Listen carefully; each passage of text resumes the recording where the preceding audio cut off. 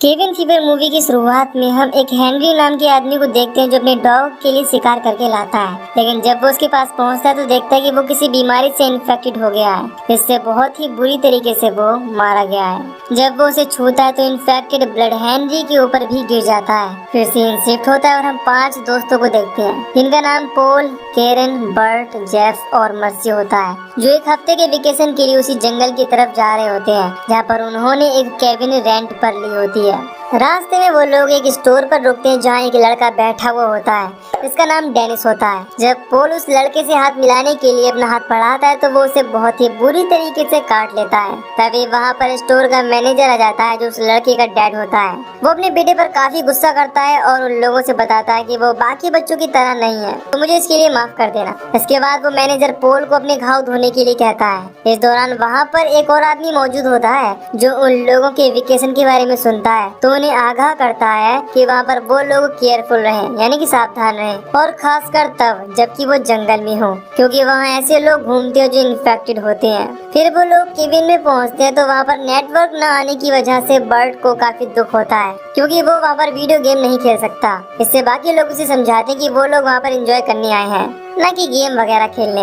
इसके बाद हम पोल को देखते हैं जो कैरन के पास पहुंचता है और उससे नेटवर्क के बारे में पूछता है। वो बताती है कि नेट थोड़ा सा स्लो चल रहा है लेकिन वो अब भी अपने फोटोज को अपलोड कर सकती है। इस पर वो उससे कहता है कि तुम्हें फोन रखकर एंजॉय करना चाहिए। इससे कैरन स्विमिंग के लिए जाती है और पोल भी उसके साथ जाता है और स्विमिंग के बाद वो दोनों एक दूसरे से अट्रैक्ट हो जाते हैं और किस करते हैं। फिर हम बर्ड को देखते हैं जो एक गन लेकर बोर होने की वजह से जंगलों में खेल रहा होता है और वीडियो गेम को इमेजिन कर रहा होता है। उसी दौरान वो जंगल में मौजूद एक आदमी को शूट कर देता है जो कोई और नहीं बल्कि हेनरी होता है। इसी दौरान हम देखते हैं कि डॉग का इन्फेक्टेड ब्लड उसके ऊपर गिरने की वजह से वो भी पूरी तरह से इन्फेक्टेड हो चुका है। इससे बर्ट बहुत ज्यादा डर जाता है। हालांकि हेनरी उससे मदद मांगता है लेकिन बर्ट उसे अपने पास आने के लिए मना करता है और उसे मारने की धमकी देता है। इसके बाद वो वहाँ से भाग जाता है और हेनरी हेल्प के लिए चिल्लाता रह जाता है। इधर बर्ट वापस आने के बाद किसी को इस बारे में नहीं बताता। जब शाम को वो लोग कैंप फायर के पास बैठकर पार्टी कर रहे होते हैं तभी वहाँ पर कॉर्नर नाम का एक आदमी आता है जिसके साथ एक डॉग भी होता है। वो उन लोगों से कैंप फायर के पास बैठने के लिए पूछता है। हालांकि वो लोग उसे मना करने की कोशिश करते हैं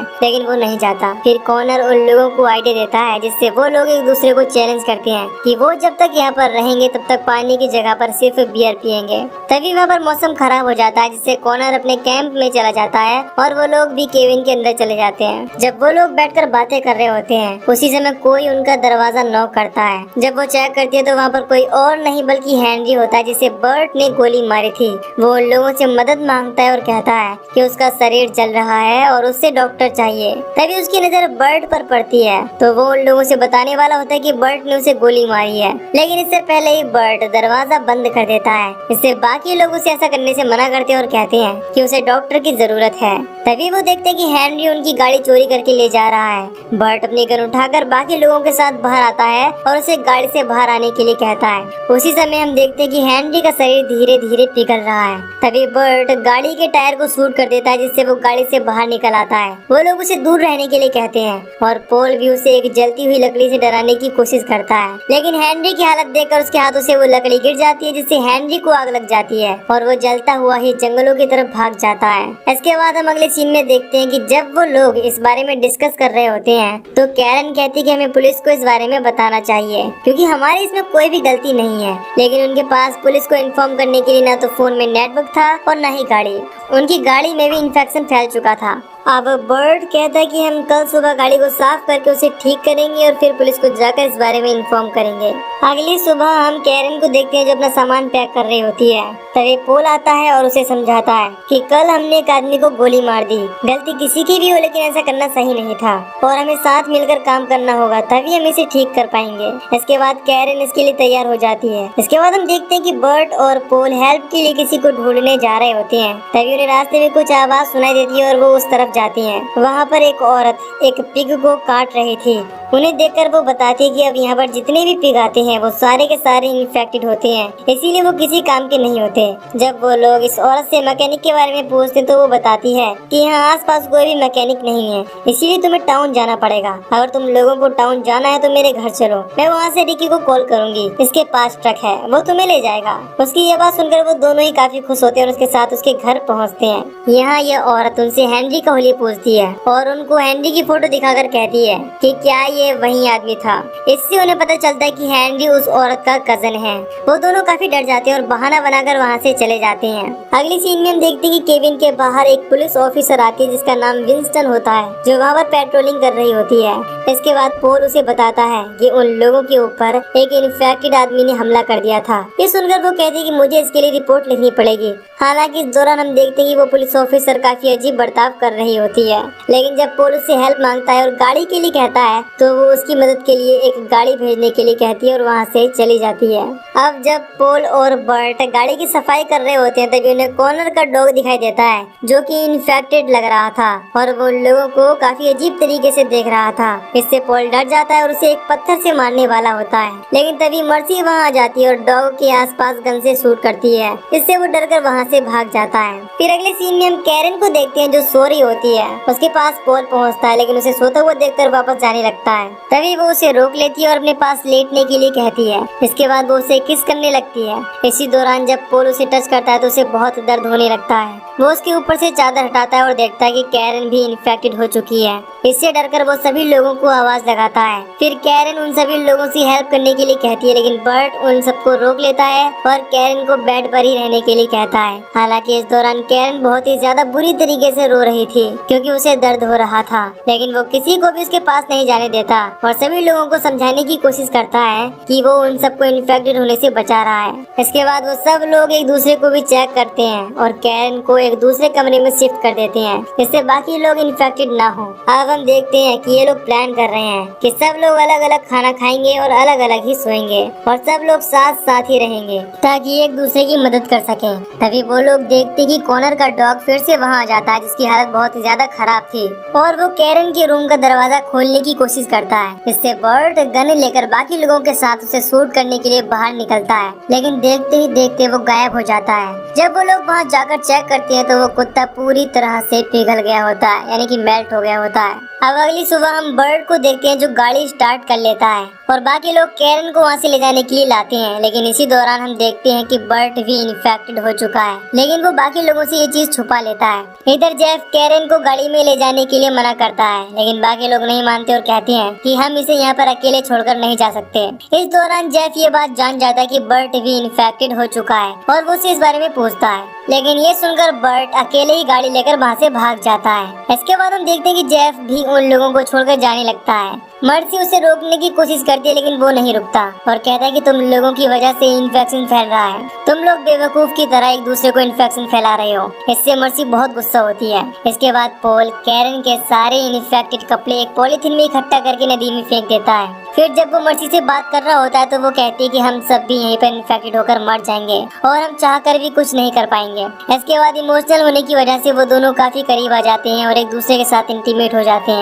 तभी हम देखते हैं कि मर्सी भी इन्फेक्टेड हो चुकी है। इधर हम बर्ट को देखते हैं जो उसी स्टोर में पहुंच जाता है और मैनेजर उसकी हालत देखकर समझ जाता है कि वो इन्फेक्टेड है। हालांकि बर्ट उसे डॉक्टर को कॉल करने के लिए कहता है। वो मैनेजर इस चीज के लिए मान जाता है। तभी उसका बेटा बर्ट को काट लेता है जिससे वो मैनेजर बहुत गुस्सा हो जाता है क्योंकि उसका एक बेटा पहले ही मर चुका है और अब दूसरा भी इन्फेक्टेड हो चुका है। इसलिए वो बर्ट को मारने के लिए गन मंगाता है। इससे बर्ट बहुत डर जाता है और वहाँ से गाड़ी लेकर भागने की कोशिश करता है। उसके जाने के बाद मैनेजर अपने दोस्तों से कहता है कि केबिन में गए सारे लोग इन्फेक्टेड हो चुके हैं, इसीलिए हमें पुलिस को कॉल करना चाहिए और उन लोगों को मार देना चाहिए। फिर वो उन्हें मारने के लिए बर्ट के पीछे जाते हैं। इधर बर्ट जब समझ जाता है कि मैनेजर उसका पीछा नहीं छोड़ेगा तो वो गाड़ी से उतरकर जंगल की तरफ भागने लगता है। इधर हम मर्सी को देखते हैं जिसका इन्फेक्शन बढ़ रहा होता है। जब वो रेजर से पैरों के हेयर रिमूव कर रही होती है तो उसी समय इन्फेक्टेड होने की वजह से उसके पैरों से बहुत ही बुरी तरीके से स्किन निकलने लगती है, जिससे उसे बहुत ज्यादा दर्द होने लगता है। इधर हम पोल को देखते हैं जो नदी के किनारे खड़ा होता है, तभी उस पर हेनरी अटैक करके पानी में गिरा देता है,